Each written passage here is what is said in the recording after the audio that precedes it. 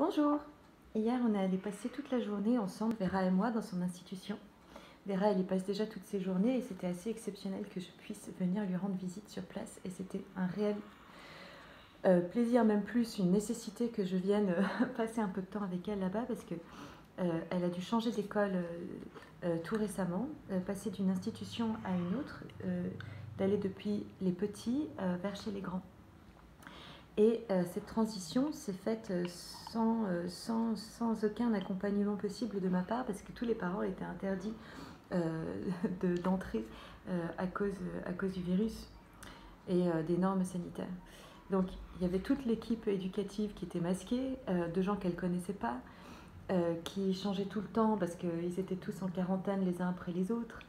Enfin, ça a été hyper compliqué pour elle. Et tous les matins, par exemple, elle me signifiait qu'elle ne voulait pas partir à l'école en refusant de mettre ses chaussures d'extérieur et elle me signifiait qu'elle voulait remettre son pyjama ou ses pantoufles. Et alors là, maintenant, enfin, j'ai pu venir et aider Vera à ce qu'on pose nos marques, notre énergie dans cet espace. Et les gens qui travaillent là-bas sont incroyables. On a été mais tellement chaleureusement accueillis.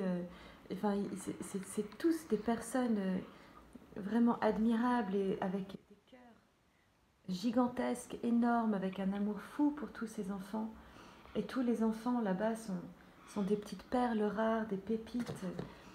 C'était tellement beau et tellement doux et tellement bon de pouvoir suivre leurs activités, accompagner la journée.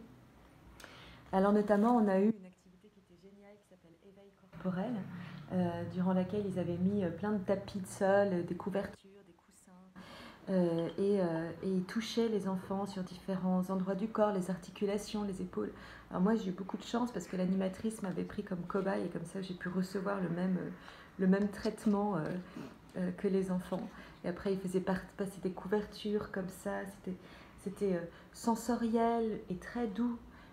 Et une activité qui était complètement adaptée aux enfants hypersensibles qu'ils sont tous là-bas, dans la durée, dans le rythme, dans le toucher approfondi du corps.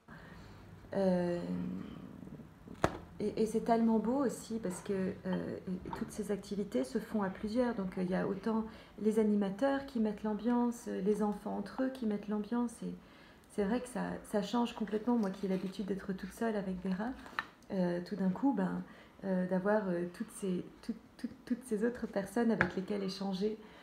Enfin, c'était vraiment génial. Alors, je rêve d'un jour pouvoir passer une semaine comme ça de vacances avec des personnes aussi incroyables pour pouvoir passer tout ce temps avec Vera. Voilà. Donc on a bien... ça a complètement détendu Vera dans tout son corps. Elle a été...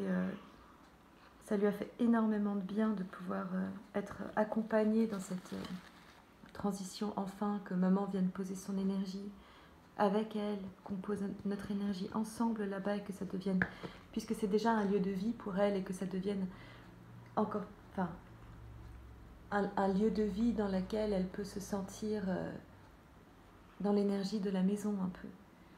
Puis qu'il y a déjà un lit, une chambre, que j'ai quand même pu décorer à distance en fournissant un peu des objets, des énormes peluches, des affiches. Voilà, c'est la chambre à la licorne, avec la licorne que je pensais s'appeler Vermeil. Et puis Vera après m'a dit que non, maman, c'est Merveille.